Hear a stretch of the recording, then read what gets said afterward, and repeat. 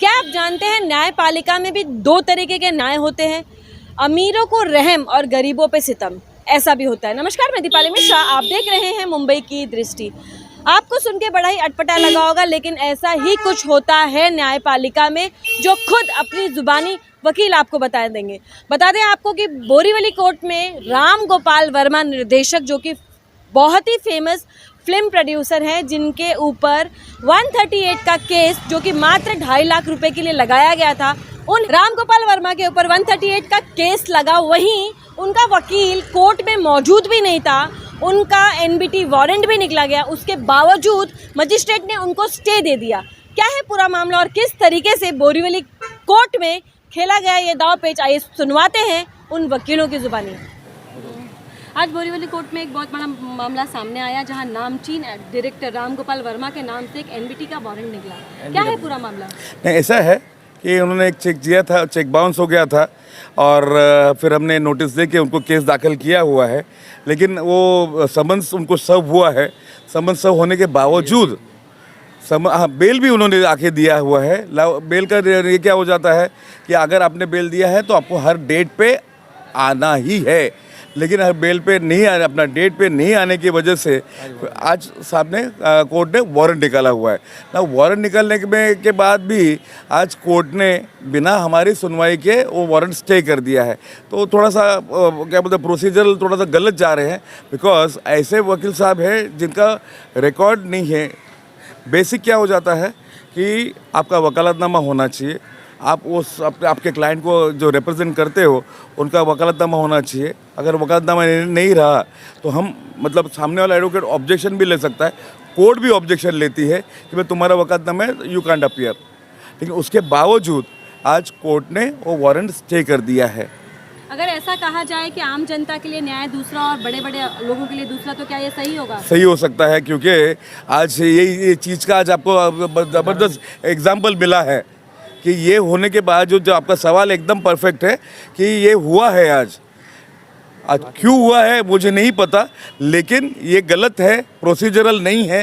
Because जब भी हम कोई मैटर में अपियर करते हो बिना वकालतनामे का अगर अपियर करते हैं तो कोर्ट या सामने वाला एडवोकेट इस पर ऑब्जेक्शन लेता ही है। तो आपने क्या ऑब्जेक्शन लिया है इस पर? नहीं, हमको मौका ही नहीं मिला है। आज हमने वारंट का हमने एप्लीकेशन किया, एप्लीकेशन अलाउड हुआ, एनबीडब्ल्यू इशू हो गया।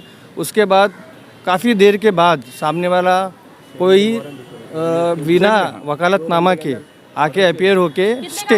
पैसे का मामला था और कौन है फरियादी? पैसा इसमें फिरियादी है सागर अमर सिंह, और मामला कुछ 2.5 लाख का, ये ज़्यादा नहीं है, पर दोनों का ईगो का और भी डिस्प्यूट है, थोड़े अमाउंट और भी है चेक के अलावा, इसलिए वो पेंडिंग है।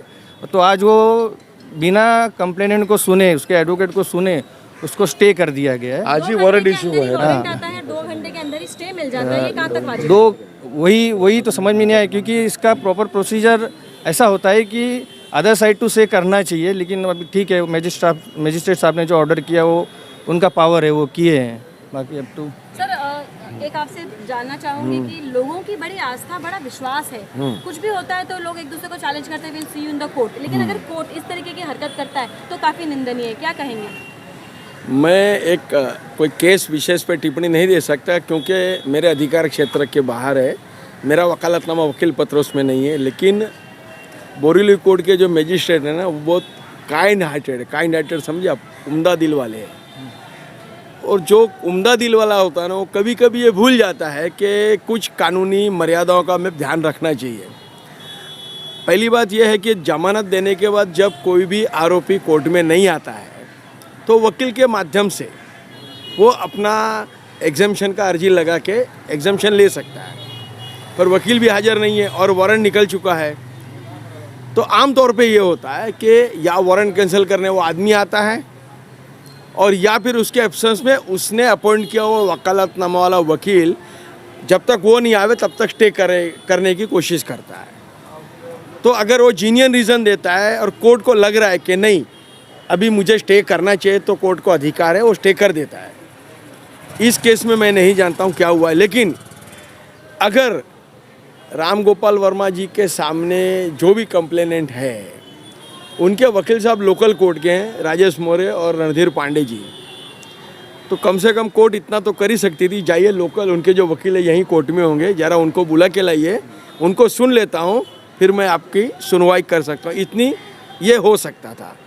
अब ये हुआ है नहीं हुआ है क्या हुआ है मुझे पता नहीं है, पर निश्चित रूप से बिना वकालतनामा के कोई वकील अपीयर कोर्ट में हो सकता है, और वारंट स्टे कराने तक की जो पोजीशन है वो पोजीशन नहीं है, कानूनी पोजीशन ऐसे नहीं है। एक माँ के स्वरूप है, अलग अलग बच्चों से अलग अलग व्यवहार करना, अगर पैसे वाला बच्चा है तो उसे तुरंत रिहा करना और जो गरीब है उसे लतेड़ना, ये कहाँ तक वाजिब है? देखिए, अब मेरे से ज़्यादा सुप्रीम कोर्ट के चीफ जस्टिस जो रिटायर हो चुके हैं वो खुद बोलते हैं कि कोर्ट कानून केवल पैसे वालों के लिए बना। मैं नहीं बोल रहा हूँ, वही बोल रहे हैं। मैं आप देखिए नेट पे जाके आपको नाम भी मालूम पड़ेगा।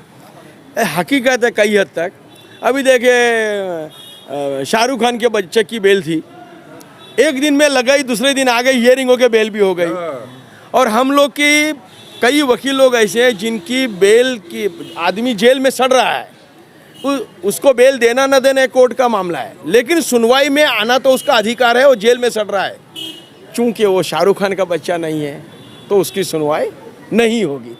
ये जो है ना डिफरेंस, ये मान के चलो समाज में चल रहा है, ये बहुत दुर्भाग्यपूर्ण है, लेकिन ये हकीकत है।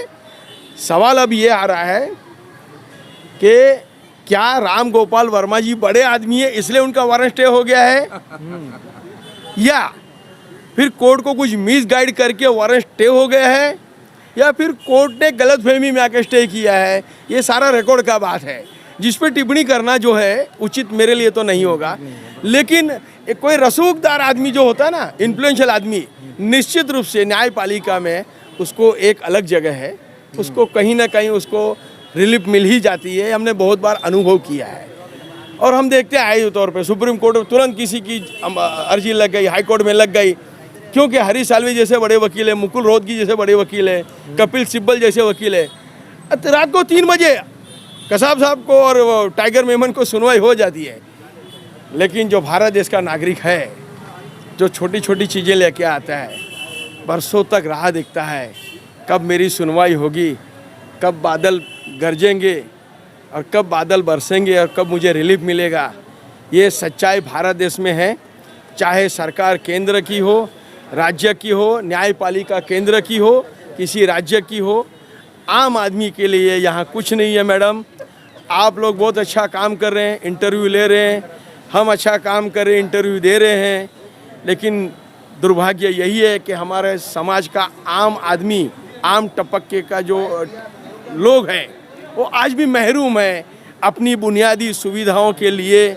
संवैधानिक जो अधिकार उनको डॉक्टर बाबा साहेब आम्बेडकर संविधान में लिखा के गए हैं, लोगों ने पारित किया है, वो सारा संविधान या तो संसद की पटल पे अच्छा लगता है या सुप्रीम कोर्ट की किसी सुनवाई के किसी केस में साइट करने के लिए अच्छा लगता है। पर अगर आप ज़मीनी स्तर पे देखें तो संविधानों का जो पूर्ण उपयोग है वो रसूखदार आदमी के लिए होता है, आम आदमी के लिए नहीं होता है। जबकि संविधान बना आम आदमी के लिए है, न्यायपालिका बनी आम आदमी के लिए, सरकार बनी आम आदमी के लिए, आम आदमी द्वारा, लेकिन उसका उपयोग एक ताकत और इन्फ्लुएंशियल आदमी लेते हैं। धन्यवाद।